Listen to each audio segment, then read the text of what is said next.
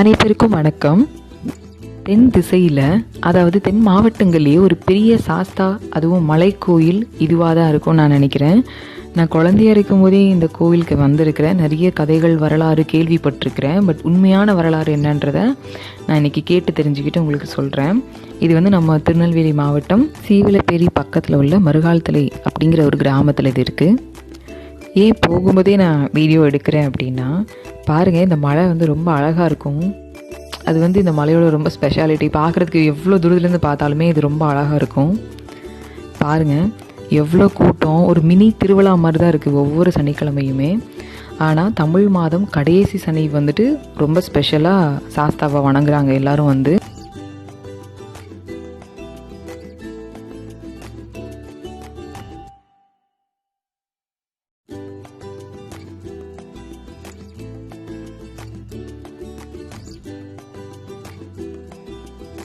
நிறைய மக்கள் இந்த கோவிலுக்கு வராங்க. கேள்விப்பட்டவங்க, பக்கத்து ஊர்லேருந்து, வெளியூர்கள்லேருந்து நிறைய பேர் வராங்க. தலைமுறையாக இந்த சாமியை சாஸ்தாவாக கும்பிடுறவங்க நிறைய பேர் வராங்க. இன்னொரு சிறப்பான விஷயம் அந்த கோவிலை பொறுத்த வரைக்கும் என்ன அப்படின்னு சொல்கிறாங்கன்னா, குழந்தை இல்லாத தம்பதிகளுக்கு இங்கே வேண்டிக்கிட்டாங்கன்னா, ஒவ்வொரு சனிக்கிழமையோ அல்லது தமிழ் மாதம் கடைசி சனிக்கிழமைகள்லையோ இங்கே வேண்டிக்கிட்டாங்கன்னா கண்டிப்பாக அவங்களுக்கு புத்திரபாகியம் இருக்கும் அப்படின்னு சொல்கிறாங்க. எல்லோரும் நம்புகிறாங்க. அந்த மாதிரி நிறைய நடக்கவும் செஞ்சுருக்கு. நிறைய நேர்த்தி கடன்கள் பண்ணுறாங்க, பொங்கல் விடுறாங்க, மொட்டை போடுறாங்க, நிறைய பேர் அன்னதானம் கொடுக்குறாங்க. இந்த மாதிரி நிறைய விஷயங்கள் இந்த கோவிலில் நடக்குது. இந்த ஊரில் ஒரு பெரியவங்க, ஒரு தாத்தா, அந்த தாத்தாட்ட கேட்டேன் கோவிலை பற்றி என்ன சொல்கிறாங்கன்னு பார்க்கலாம். நீங்க போறீங்கன்னு வைங்களேன், கஞ்சிக்கு வழி இல்லை. கஞ்சிக்கு வழி இல்லைங்கவும் அவரை போய் அங்க போன இடத்துல அவர் ஒரு வழியை காட்டியிருக்காரு. அப்போ இந்த சாமியை நம்ம ஒன்னா கொண்டு வருவோம்ட்டு கொண்டாந்துட்டாங்க. இங்க கொண்டாந்துதான் அங்க கொண்டாடும் போதே சுர கொடி பாதுகாப்பு. ஆமா ஆமா, போட்டா காய்ச்சும் கொடியை மிச்சா பட்டு போகும். சுரைக்காய் சாப்பிட மாட்டோம். அப்போ இங்க கொண்டாந்து வச்சுட்டு காலையில போவோமே, கொஞ்சம் விடியட்டும் அப்படின்ட்டு இருந்திருக்காங்க. விடியட்டும் இருக்கவும் கையா வேறு ஊனிட்டாங்க, கொடுக்க முடியல. அதுக்கு பிற்பாடு அப்போ வராது, நம்ம போயிடுவோம் அப்படின்னு இவங்க போயிட்டாங்க. மேயும் போது பாலை காராமணி போச்சு, அங்கேயே போய் கறந்துருக்கு. இப்படி இடமடையில மடுவை நெரிக்கவும் அவர் சிரசில விழுந்திருக்கு. அப்போ அரை மணி நேரம் மாட்டுக்காரங்களை சந்தை போட்டாங்க, அடிச்சிருக்காங்க. தாயில நீ தான் கறந்து குடிக்க அப்படின்னு. இல்லைசமா நான் தொடலை அப்படின்ட்டு இருக்கான். அதுக்கு பிற்பாடு அந்த மாட்டை இன்னைக்கு கண்டுபிடிக்கணும்னு சொல்லவும் மாட்டை பின்னாலேயே வந்திருக்கான். இந்த மாடு விறுவிறுன்னு அங்கே போய் இடமடையில நெரிச்சிருக்கு. அந்த பால் ஐயா சரசில விழுந்துருச்சு. அப்ப நீங்க சாஸ்தா பின்னால வருங்க, யானை பின்னால இருக்கு. யானை இருக்கு, லிங்கம் இருக்கு. அந்த சாஸ்தா மேல பால் விடவும் அங்க போய் சொல்லியிருக்கான்.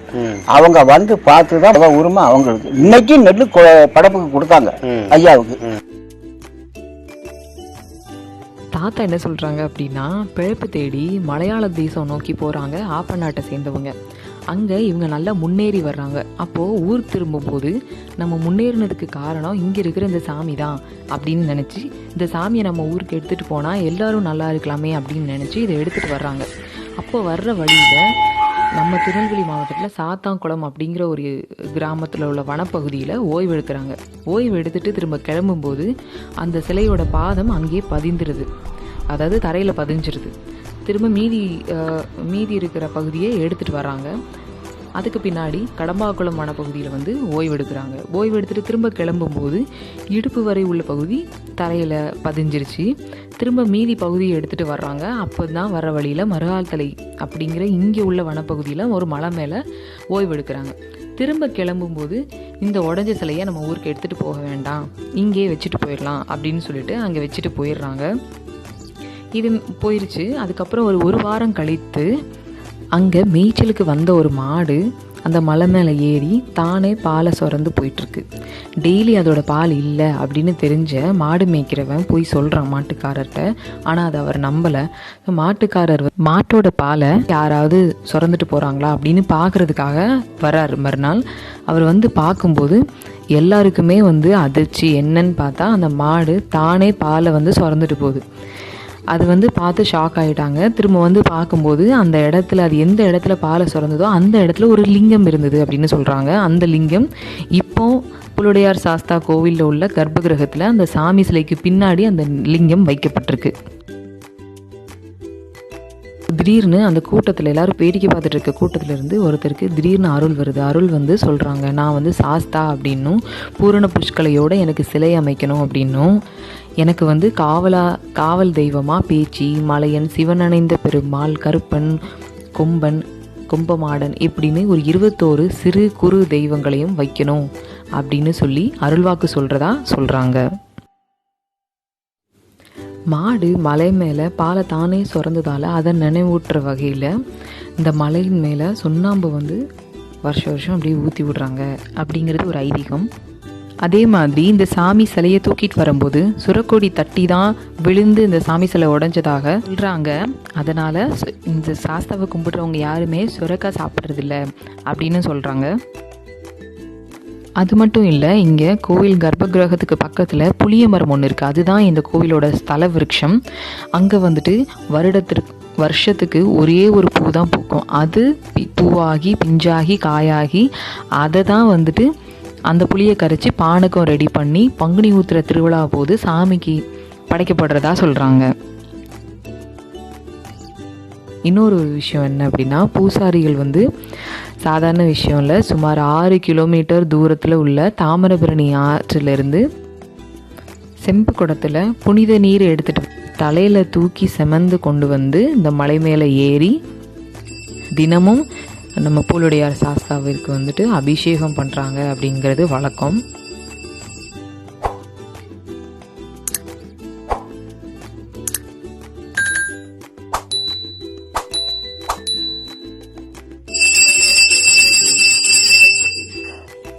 நான் கேட்டு தெரிஞ்சுக்கிட்ட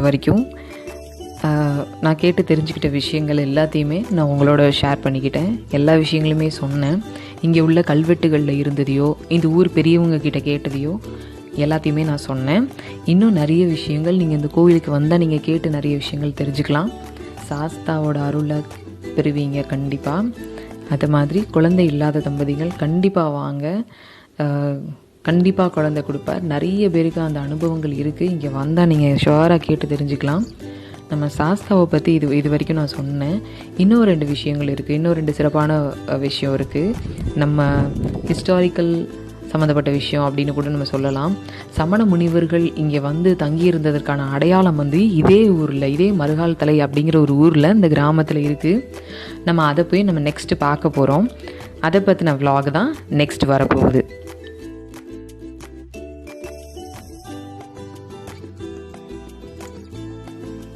தம்பி முத்து தான் இந்த விஷயத்தில் எங்களுக்கு சப்போர்ட் அண்ட் கைடன்ஸ் பண்ணான். நான் சின்ன வயசில் கோயிலுக்கு வந்திருக்கிறேன் அடிக்கடி. பட் இங்கே வந்து நான் ரொம்ப வருஷம் ஆச்சு வந்து. ஸோ பின்னாடி போகிறதுக்கு தம்பி தான் ஹெல்ப் பண்ணான். இது வந்து என்னென்னா, சமண முனிவர்கள் வந்து ஓய்வெடுக்கிற மாதிரி ரெடி பண்ணாங்க அப்படின்னு சொல்கிறாங்க. இந்த ஊர்களில் பேசப்படுற விஷயம் என்ன அப்படின்னா, பஞ்சபாண்டவர்கள் வந்து தென்பகுதிக்கு வந்தபோது அவங்க இங்கே தங்கியிருந்ததாகவும் அதுக்கான அடையாளங்களாகவும் இதை சொல்லப்படுது. என்னன்னு தெரியல. இந்த புலுடையார் சாஸ்தா கோவில் நான் சொன்னேன்ல, அந்த மலைப்பகுதி, அந்த பாறை இருக்குல்ல, அந்த பாறைக்கு பின்பகுதியில் தான் இது அமைஞ்சிருக்கு. அந்த பாறைக்கு லெஃப்ட் சைடில் இது இருக்குது. வாங்க பார்க்கலாம். இது பாருங்கள், இதுதான் அந்த பாறை. பெரிய பாறை. அந்த நேச்சர், அந்த இயற்கை இருக்குல்ல, இது வந்து நம்ம எத்தனை செஞ்சுரி ஆனாலுமே பார்த்து நம்ம ஆச்சரியப்படுற மாதிரி தான் இருக்குது. எத்தனை ஜென்ரேஷன்ஸ் வந்தாலுமே நம்ம பார்த்து ஆச்சரியப்பட்டுட்டு தான் இருக்கோம். இது ஆக்சுவலாக வந்துட்டு 8th செஞ்சுரியில் இது பண்ண கிடைச்ச விஷயங்களாமா. 8th century. யோசிச்சு பாருங்கள், 12 நூற்றாண்டு ஆகுது. ஆனாலும் இப்போவும் நம்ம அதை பார்த்துட்டு நம்ம வியப்பாக தான் இருக்கிறோம்.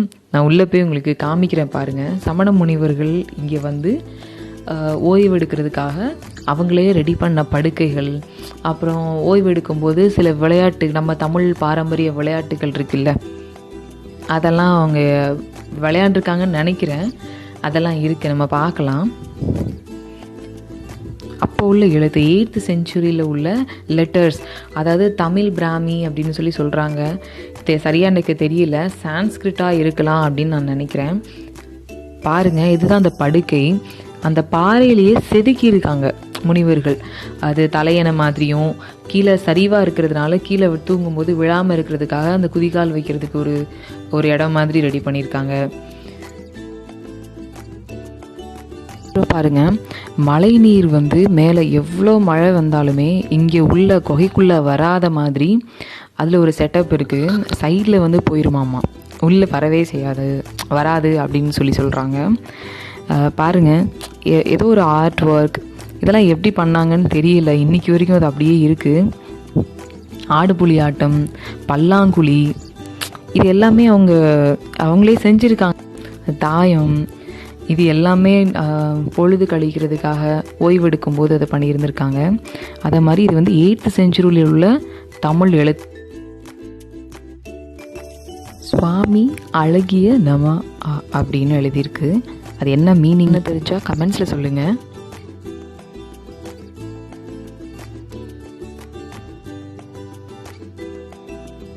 அது மாதிரி இந்த பாறையோட மேற்பகுதியில் அழகாக செதுக்கி அதுலேயும் எழுதியிருக்காங்க. இது 8th செஞ்சுரியில் உள்ள ஏதோ ஒரு வார்த்தைன்னு சொல்கிறாங்க. அதையும் எழுதியிருக்காங்க. பட் புரியல, அந்த லாங்குவேஜ் நமக்கு புரியாது. இந்த வீடியோ பார்க்குறவங்க யாருக்காவது தெரிஞ்சுதான் கண்டிப்பாக சொல்லுங்கள். பாருங்கள், இதுதான் நான் சொன்னேன், பாறையில் எவ்வளோ அழகாக செதுக்கியிருக்காங்க. செதுக்கி அதில் எழுதியிருக்காங்க 8th செஞ்சுரியில் உள்ள 8ஆம் நூற்றாண்டில் உள்ள எழுத்துக்கள் அப்படின்னு சொல்கிறாங்க.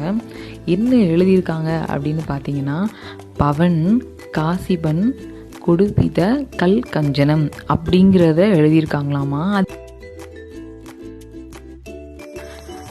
ஸோ இதுதாங்க நான் சின்ன வயசில் பார்த்துருக்கேன், இப்போவும் நான் பார்த்து ரசிக்கிறேன் இந்த விஷயம். இந்த பாறை இது நான் உங்களுக்கு காமிக்கணும் அப்படின்னு நான் நினச்சேன். உங்களுக்கு டைம் இருந்தால் சாஸ்தாவையும் கும்பிட்டுட்டு கண்டிப்பாக இந்த பாறையை பாருங்கள். இன்னொரு ஒரு சின்ன ஸ்பெஷலான ஒரு பிளேஸ் இருக்குது, அதுவும் என்னன்றதை நம்ம பார்க்கலாம்.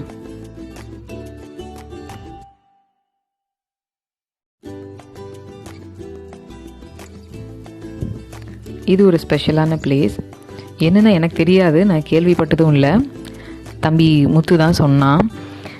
பாருங்க, இதுவும் அதே மாதிரி தான். அந்த புலுடையார் சாஸ்தா கோவில் இருக்கு இல்லையா, அந்த பாறை அந்த மலைக்கு பின்பகுதியில் தான் இது இருக்குது. கொஞ்சம் கஷ்டம்தான், கொஞ்சம் மலை மேலே ஏறணும். அதே மலை தான், அதே மலையில் பேக் சைடில் இருக்குது இந்த குகை. இது புலி குகையாமா. இதுக்கு ஏன் இந்த பேர் வந்தது அப்படின்னு கேட்டால் என்ன சொல்கிறான் அப்படின்னா, புலி இதில் கொஞ்ச நாள் இருந்ததாகவும் யாருமே அங்கே போக மாட்டாங்களாமா, பயந்து இருந்ததா அவன் சொல்கிறான். கொஞ்ச நாள் இருந்திருக்குன்னு நினைக்கிறேன் புலி, பட் இப்போ இல்லை, இப்போ அங்கே புலிகள் கிடையாது. பாருங்கள், அந்த புலியோட அந்த குகையோட என்ட்ரன்ஸை பார்க்கும்போதே கொஞ்சம் த்ரில்லிங்காக தான் இருக்குது. தம்பி ஃபஸ்ட்டு என்னென்னா கல்லை தூக்கி போட்டு உள்ளே ஏதாவது இருக்கா என்னன்னு செக் பண்ணிவிட்டு உள்ளே கூட்டிகிட்டு போனான். உள்ளே முள்ளெலி ஒன்று இருக்கிறதாவும், அது ரொம்ப நாளாக இங்கே தான் இருக்குது, நிறைய முள்ளெலிகள் இங்கே குடியிருக்கு அப்படின்னும் தம்பி சொன்னான். உள்ளே போய் பார்க்கலாம் அப்படின்னு சொல்லி போய் பார்த்தாங்க. பார்த்தீங்கன்னா அங்கே ஒரு முள்ளெலி இருந்துச்சு, பட் நம்மளால் கேப்சர் பண்ண முடியல. இது பேர் புலி கோகையாக இருந்தாலும் இப்போதைக்கு இங்கே முள்ளெலிகள் தான் இருக்குது. இது போய் பார்க்குற இடமா என்னென்னு எனக்கு தெரியல, கொஞ்சம் டிஃப்ரெண்ட்டான பிளேஸ் அப்படின்றதுனால போய் பார்த்தோம். இதில் பார்த்தீங்கன்னா நமக்கு டிஃப்ரெண்ட்டாக ஒன்று கிடச்சிது. என்னன்னு பார்த்தா ஒரு நீளமாக ஒரு குச்சி மாதிரி இருந்தது, பிளாக் அண்ட் ஒயிட்டில் இருந்தது. அதை பார்த்தா அந்த முள்ளெலியோட முள்ளாமா, அதோட முட்கள் நிறைய அந்த இடத்துல இருக்கும் போல இருக்குது. எடுத்து காமிச்ச உடனே நாங்கள் புரியலை ஃபஸ்ட்டு, பட் பார்த்தா ரொம்ப ஷாக் ஆகிட்டோம். நல்லா ஷார்ப்பாக லென்த்தாக இருந்தது. அது ஆக்சுவலாக சொன்னால் அது சின்ன எலியோட தாம்மா. பெரிய எலியோட முள் 30 சென்டிமீட்டருக்கு மேலே இருக்கும் அப்படின்னு சொல்லி சொன்னான். கொஞ்சம் ஷாக்கிங்காக தான் இருக்குது. நம்ம இதெல்லாம் பார்த்தது கிடையாது, டிஸ்கவரி சேனல்ஸில் பார்த்துருப்போம். பட் நல்லா இருந்தது, ஒரு டிஃப்ரெண்ட்டான ஒரு அனுபவம். கண்டிப்பாக இந்த வீடியோ உங்களுக்கு பிடிச்சிருக்கும்னு நினைக்கிறேன்.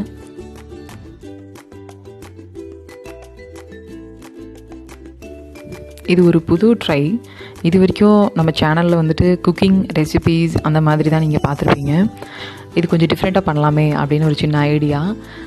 இந்த மாதிரி ஒரு ஹிஸ்டாரிக்கல் மானுமெண்ட், ஒரு கோவில், நம்ம ஊரில் இருக்கிற வித்தியாசமான இடங்களுக்கு நான் போயிட்டு வந்ததுக்கோ அல்லது அதை பற்றின ரிவ்யூஸ் இந்த மாதிரி வீடியோஸ் போடலாம் அப்படின்னு ஒரு சின்ன ஐடியா. இது பிடிச்சிருந்ததுன்னா கண்டிப்பாக சப்போர்ட் பண்ணுங்கள், கமெண்ட்ஸில் சொல்லுங்கள்.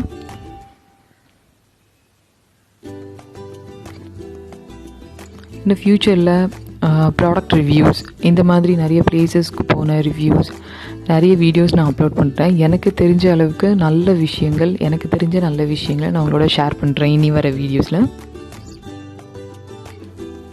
வீடியோ நீங்கள் என்ஜாய் பண்ணியிருந்தீங்கன்னா ப்ளீஸ் சப்ஸ்கிரைப் பண்ணுங்கள், ஷேர் பண்ணுங்கள், கமெண்ட் பண்ணுங்கள் அண்ட் லைக் பண்ணுங்கள். தேங்க்யூ.